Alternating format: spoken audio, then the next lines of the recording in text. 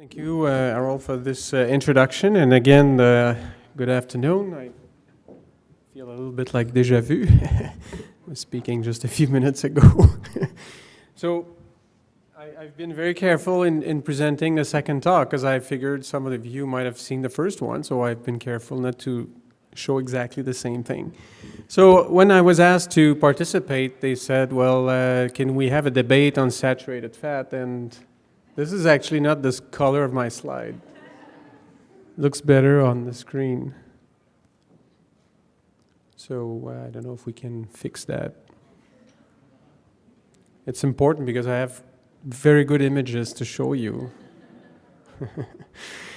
So yeah, and I can, while we wait for this, I was asked to participate in a debate, and the first thing I asked when Harold sent me an email is, okay, who's debating with me? And I wanted to make sure that I could stand up to that person and be able to debate.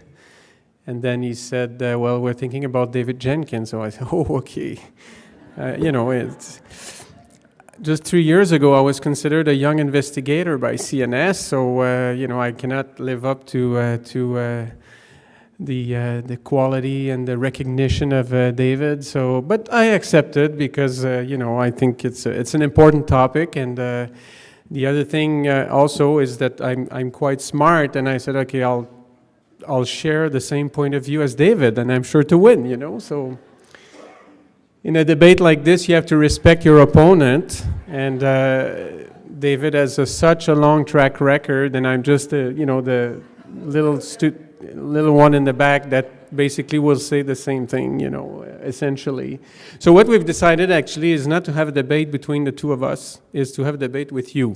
Okay, so we'll debate with the crowd, and this is the Russian parliament, so we'll try to keep it, civilized, and make sure that we address the topic in a respectful way. So I don't have any new disclosures since 2 o'clock this afternoon. They are the same.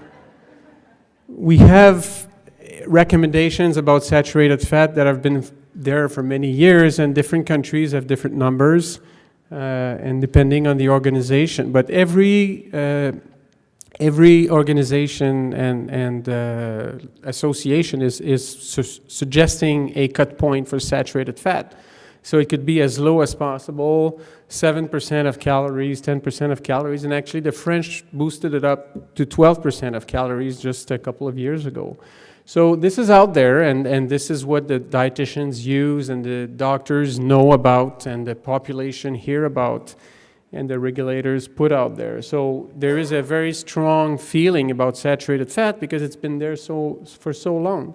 And this is basically, and those of you who are nutrition know about this very well, this is really coming from the ancillary studies by Ansel Keys, showing in the 7 country studies that the countries that were consuming more saturated fat, and more fat for that matter, had a higher rate of heart disease.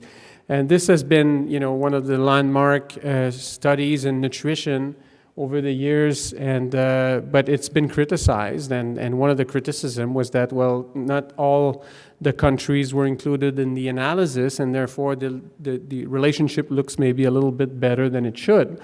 So, but this is not a contemporary study. It's an ecological study. It's just looking at countries, and there's obviously a lot of pitfalls and limitations in a study like this. So there were a lot of subsequent efforts to document further the association between saturated fat and heart disease.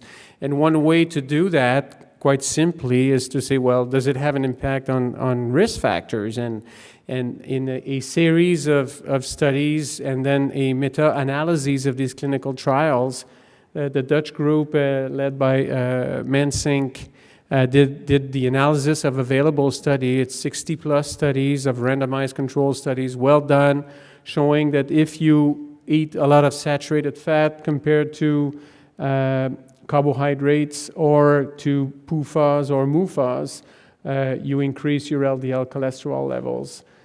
So this was really showing a nail in the coffin, saying, well, there we go. We see an association in population studies. LDL goes up when you consume saturated fat. So we should not consume saturated fat. So this was pretty much the evidence that was used to promote the reduction saturated fat in the diet. So this is the scheme that we had for the fat in our diet, the good, the bad, and the ugly. We refer to trans fat. So this has been going for many years, and people have been advised to consume less saturated fat. Now, it's not as easy when you want to reduce your saturated fat intake. It's not just replacing butter by margarines. Butter, this is the US data and Hanes about 10 years ago. Butter here contributes 3% of saturated fat. So if you replace saturated butter by margarine, you're just doing a small change in your intake of saturated fat. So it implies a lot of changes in one's diet, and it's challenging, and I'll go back to that. So in 2009, 8, 9, 10, then there were publications that came out and essentially re-questioning this whole area, and the one that was perhaps the most had the most impact in triggering this whole thing is the one by the Ron Krauss group in Berkeley, where they did a meta-analysis of cohort studies. They had 21 studies, 340,000 individuals included in those studies, and the summary risk estimate showed that with an increased intake of saturated fat, there is no increase in heart disease.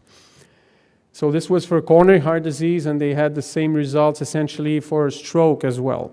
So when this was published, this was of course highly criticized, stirred the debate. Is this possible that we've been wrong for so long? What's the difference between clinical studies and cohort studies? How come we don't see the same thing? So this is essentially looking at one nutrient among a whole series of other risk factors, including food risk factors, environmental risk factors, behavior risk factors. So of course this is limited.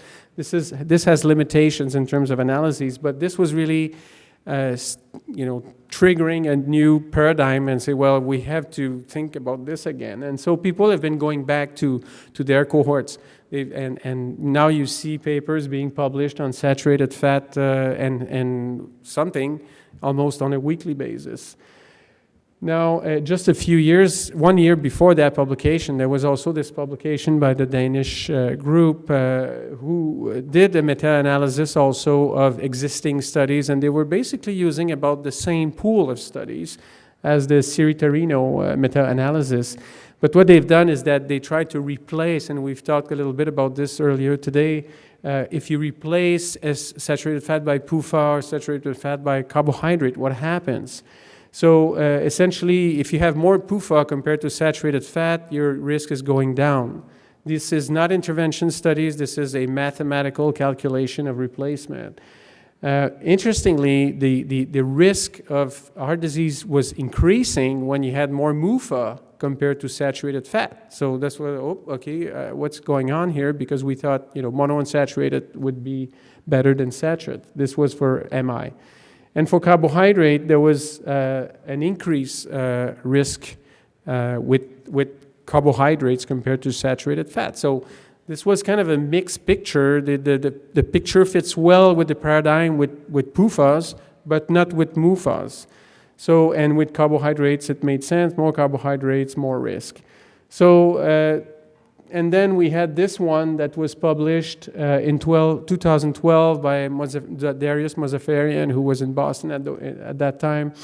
So what they've done is they took the intervention studies, because there are some intervention studies in clinical trials that have looked at replacing in the real world saturated fat by polyunsaturated fat, and see what the impact is in the meta-analyses of these studies. So each dot is a study of different size. You can't see the numbers here, but the sample size range from 300 patients to 2,000 patients. So these are very small studies.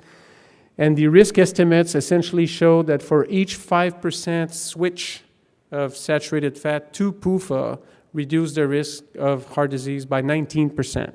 This is an intervention study, so this is the best evidence one can get in terms of randomized trials and so on. So it's a real replacement.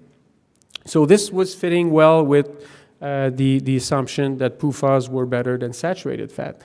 Now this study was also heavily criticized, and one of the major criticism is that, and as we discussed earlier this afternoon, is you cannot have a better meta-analyses than the actual quality of the existing studies. So many of these studies were done in the 60s, where the paradigm for research was a little bit different than now. Very few of these studies were actually randomized control studies. They were not blinded. So it would actually be quite hard nowadays to publish some of these studies in the current landscape of publication requirements. But nevertheless, they're out there, and they indicate that there's potential benefit.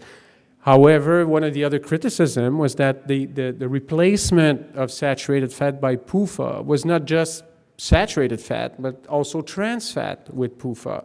So the effect is not just SFA versus PUFA, but also SFA plus trans fat versus PUFA. So it's really hard to say what's the exact assignment of the specific substitution of SFA for PUFA in that particular analysis. But this fit the paradigm, so less criticism.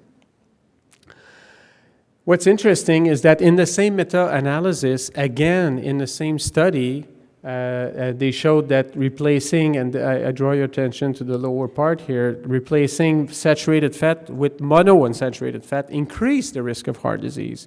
And this really went under the radar. I mean, people talked about PUFA versus SFA fits nicely with the paradigm. We're very happy. But this doesn't fit with the paradigm, that MUFA is worse than PUFA, and we never heard about this. So it seems like when the data fit our idea, it's great, and if they don't fit, we don't talk about it. So this is something to keep in mind. It's easier to promote something that fits the paradigm than something that doesn't fit the paradigm.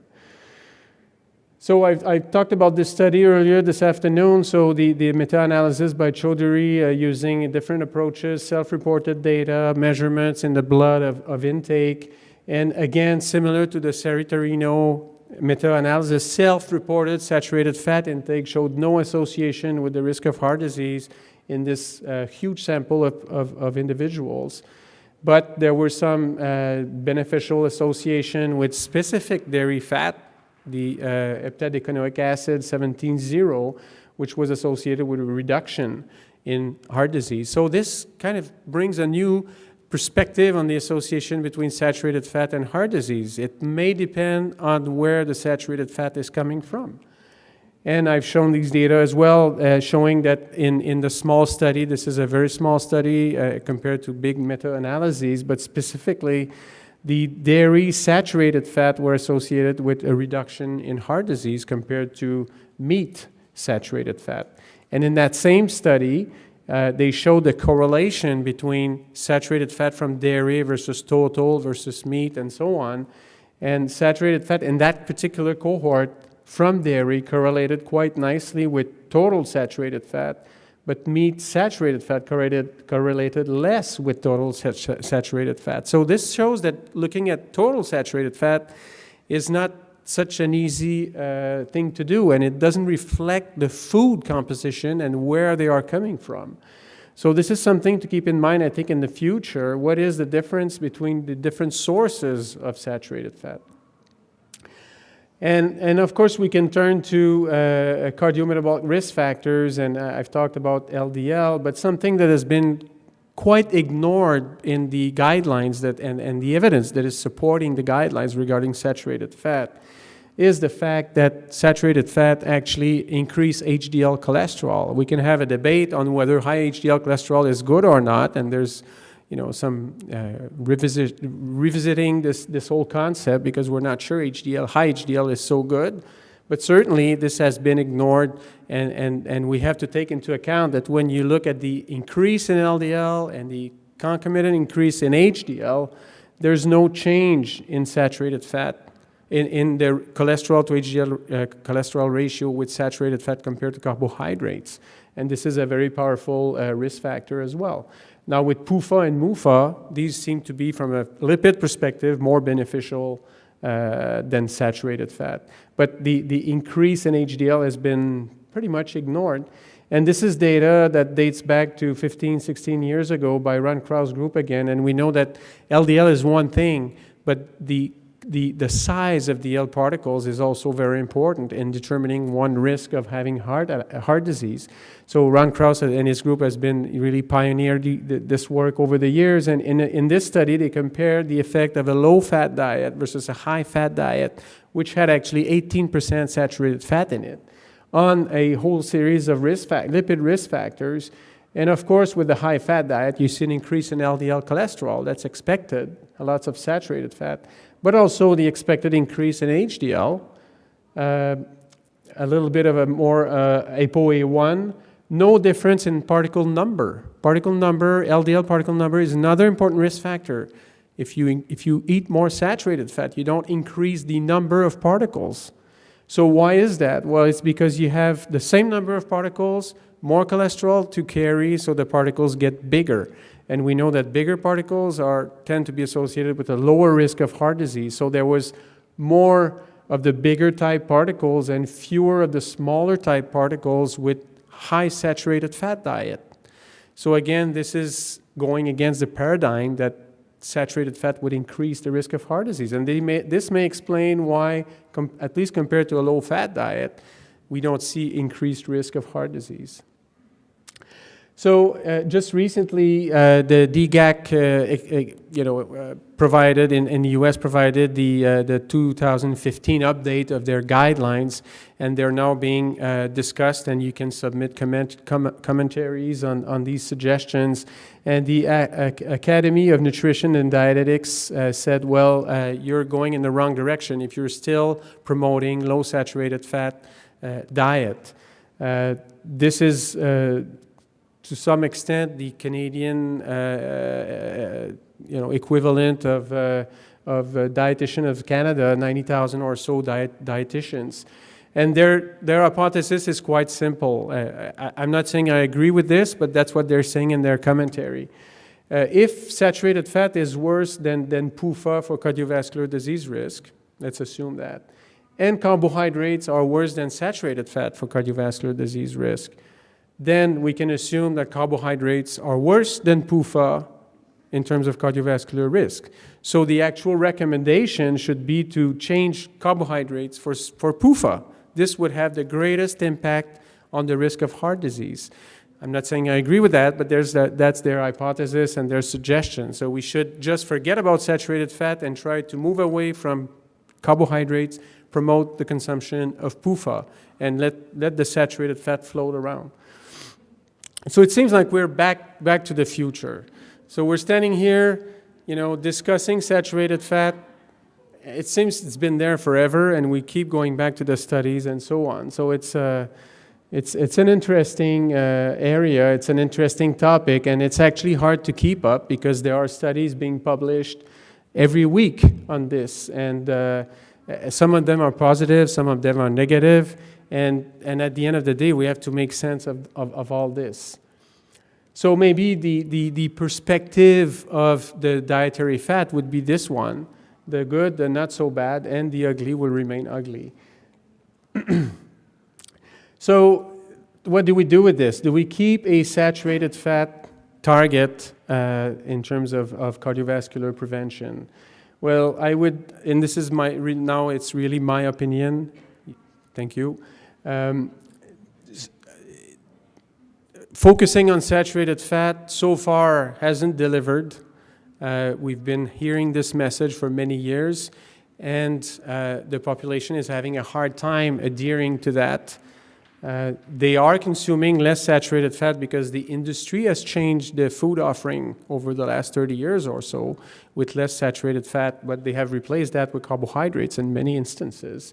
The other thing is to recognize, at first, people don't know how much saturated fat they're consuming. I dare you to ask anyone you know that don't have a degree in nutrition, how much saturated fat do you think you consume in terms of percent of calories, and people will just guess. They have no clue. And we're asking them, for example, if you have a patient from 12% of their calories as saturated fat to go to the target value, 6-7%, that means you have to change not butter by margarine, but you have to modify 35% of your diet. You have to get away from 35% of the foods that contain saturated fat and change for other foods that do not contain saturated fat. So it's not as simple as saying, well, just consume more PUFA instead of saturated fat. It's not as simple as it looks. So in conclusion, I think even the relationship between saturated fat and LDL can be revisited. It depends on where the saturated fat come from. And I've shown data earlier today showing that butter increases LDL cholesterol, but cheese does not. Does SFA increase the risk of clinical outcomes? Not always. It depends from where they are, and also it depends on the clinical outcome, but it's not a consistent finding. So what do we have to do? We have to, I think in future research and maybe in guidelines, identify foods that may be not as detrimental in terms of saturated fat compared to other foods. Processed foods, is for sure a significant contributor to saturated fat and should be limited, but maybe other foods such as dairy would have a different perspective on this. And I think one of the key things to keep in mind is to disentangle the messages we're promoting to different groups. So the population doesn't need to know how much saturated fat they have to consume. Maybe they don't even have to learn about saturated fat. If they have a healthy diet, they're going to be low in saturated fat anyway.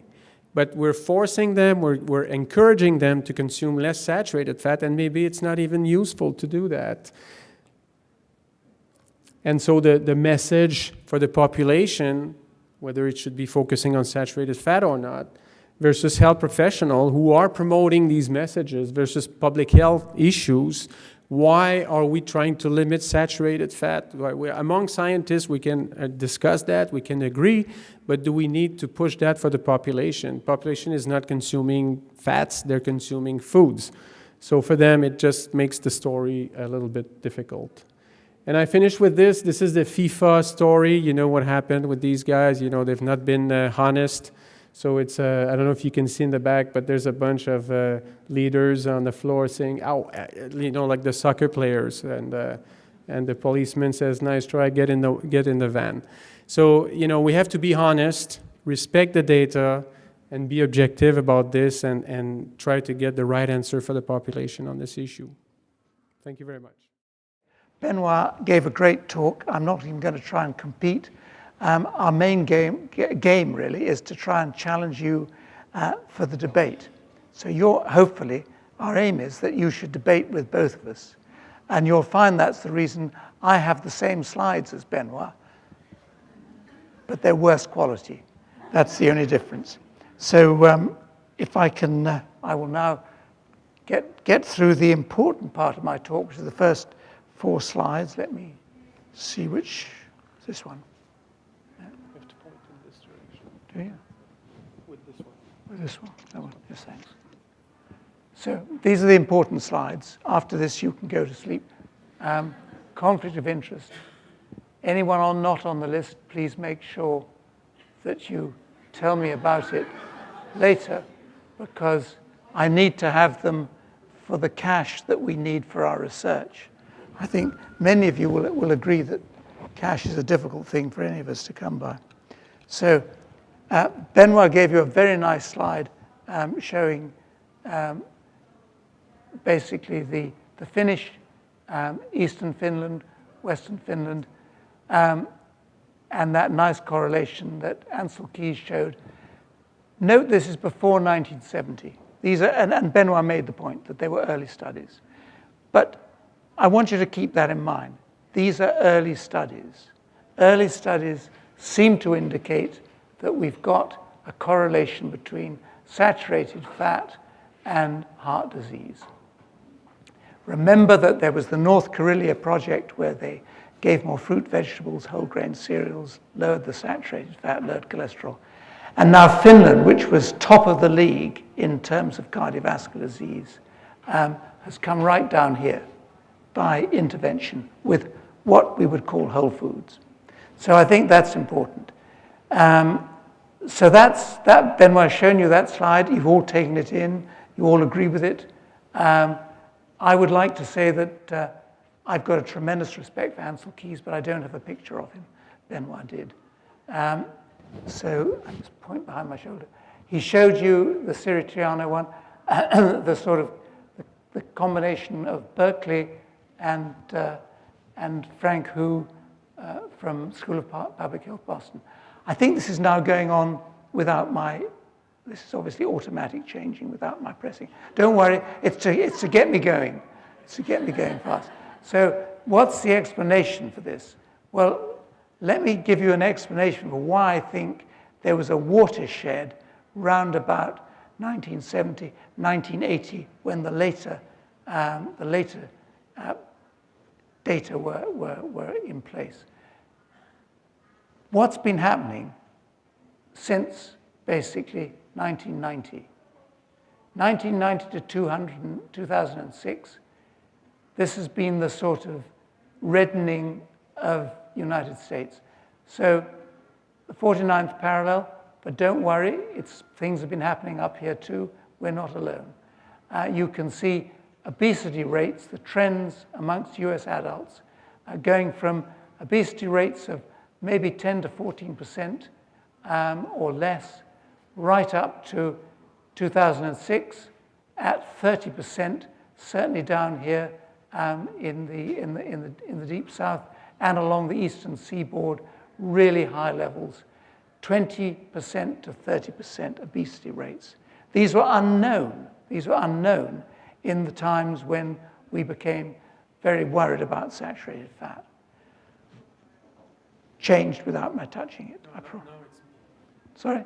It's you. He wants me to move on. Thanks, Benoit. Benoit knows when I've got to move. So, and what's been happening after obesity? Well, next slide is diabetes. 1990 back up to 2001 here, and you can see that 2001 down in the panhandle there, 10% of known diabetics. If we assume that 50% of people don't know they've got diabetes, you've got 20%. So, I mean, we've got a very different population, right? So the old data were reduced in a population when I got up in the morning, and I had my steak and bacon and eggs, the whole lot for breakfast.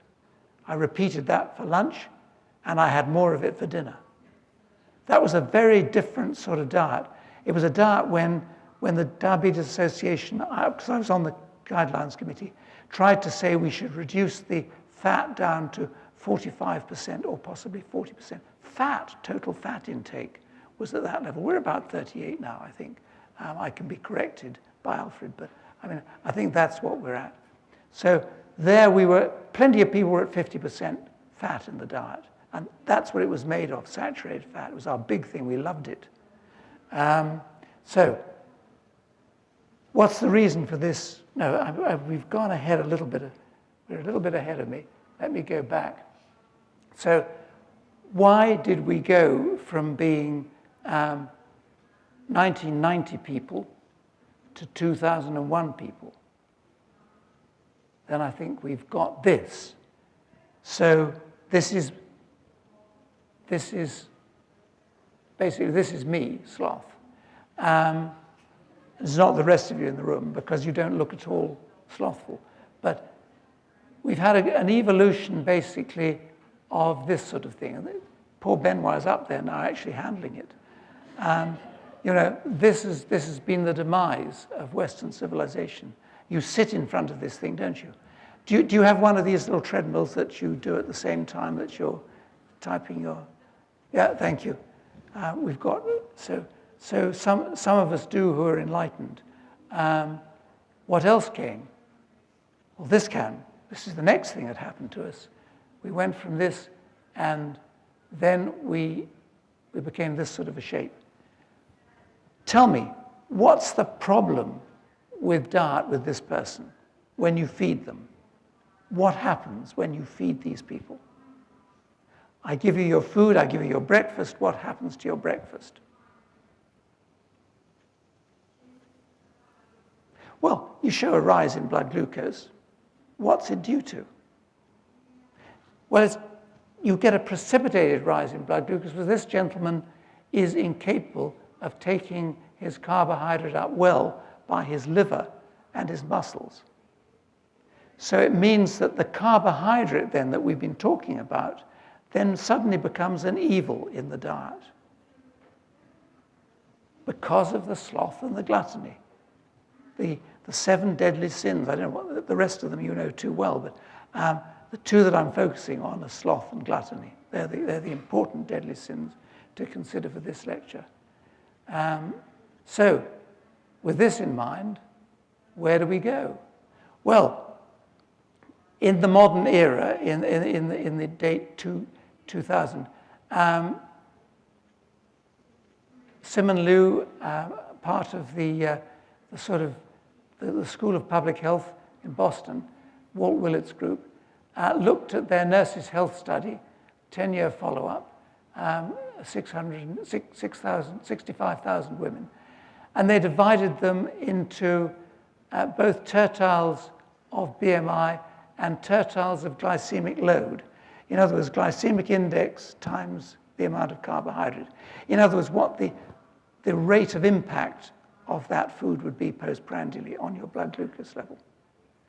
And what they showed is that people who are in this tertile, the higher BMI tertile, are the ones who are particularly vulnerable to a high glycemic index, the 3rd tertile of glycemic index.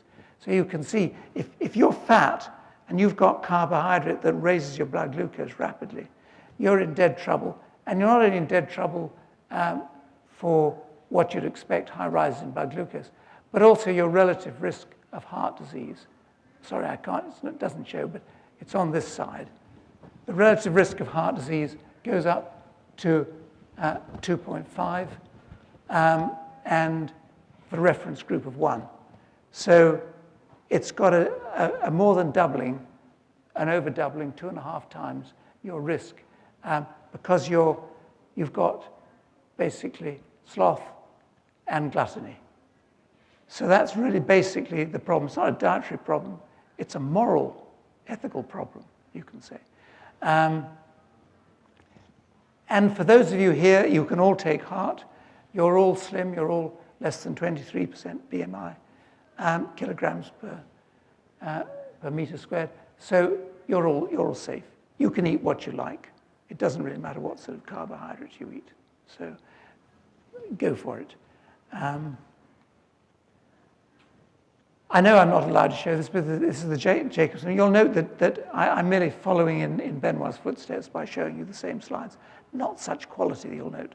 And I'm also going to show, I'm going to do what we're told not to do, the fat replacement substitution, 5% of energy from saturated fat with 5% of energy from carb.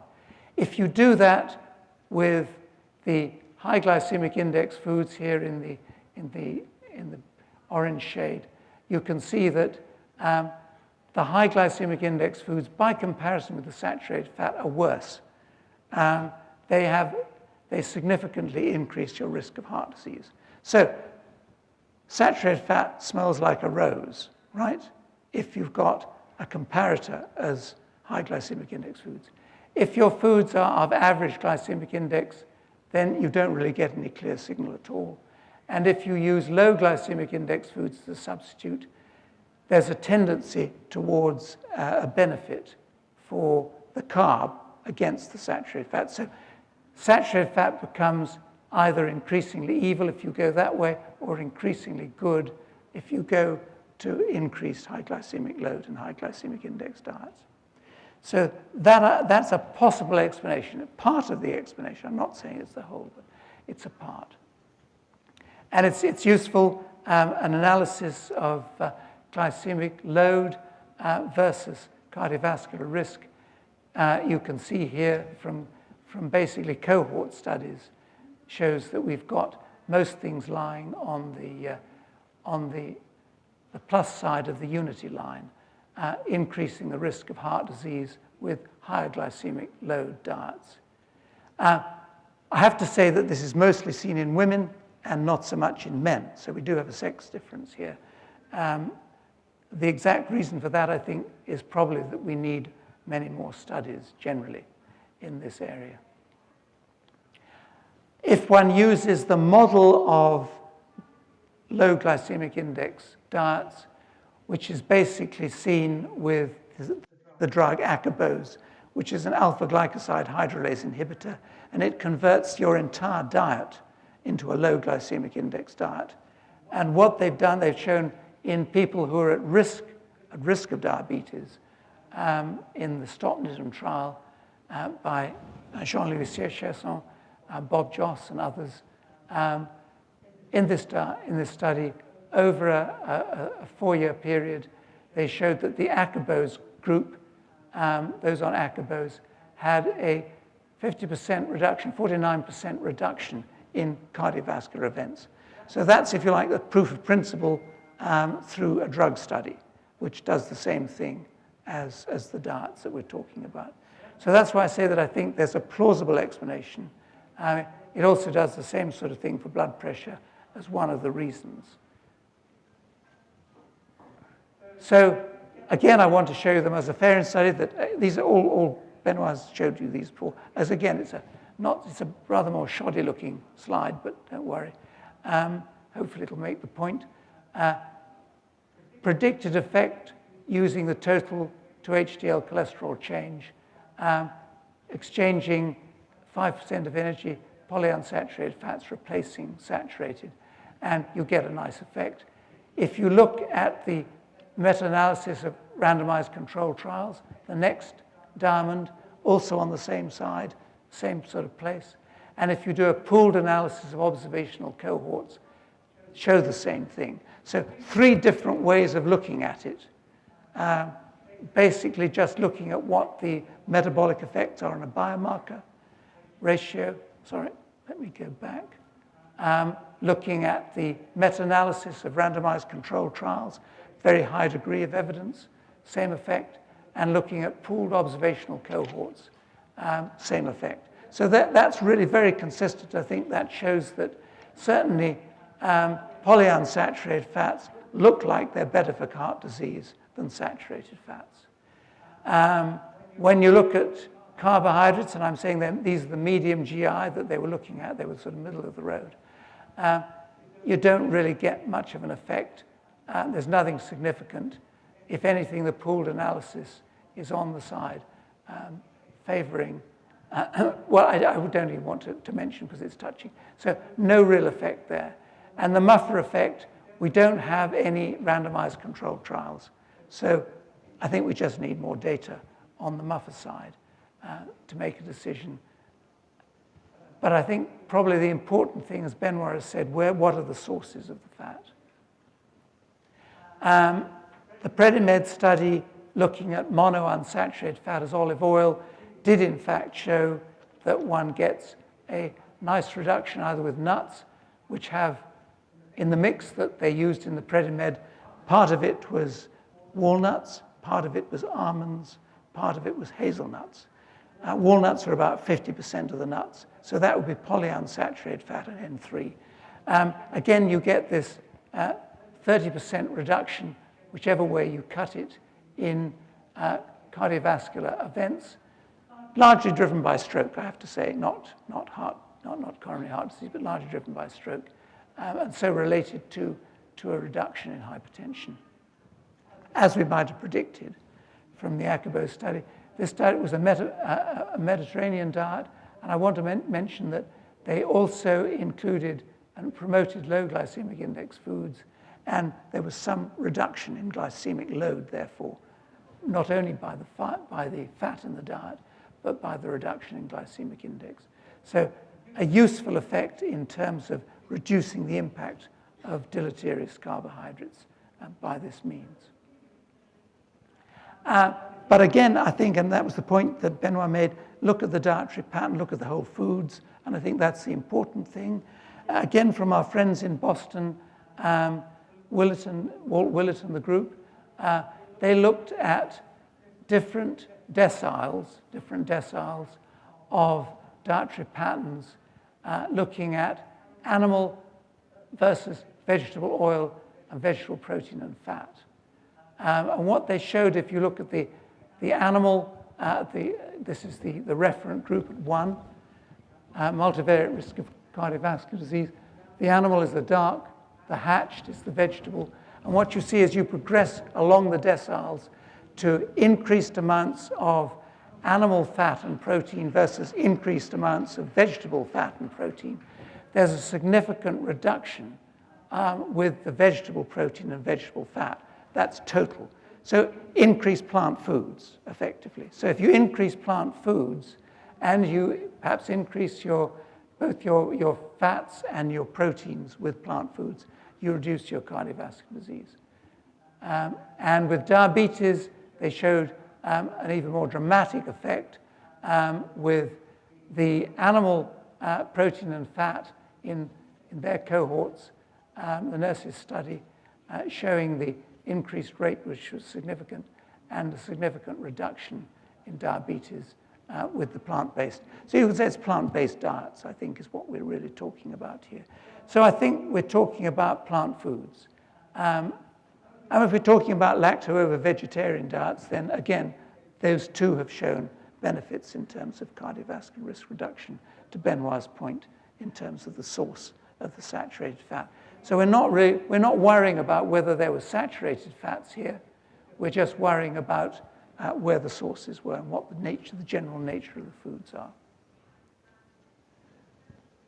So I'm going to skip over that one and just go to my last slide, because the conclusion is, I think, that saturated fat versus puffer, mono, vegetable origin, and low glycemic index diets, I would say may be bad or maybe worse, put it that way. Saturated fat versus trans, high fat, and high glycemic index diets, probably good, or certainly not bad. So I think we would challenge you to say, what's wrong with what we've told you? Would that be right, Benoit? So let's have some disagreement now. The debate, it's over to you.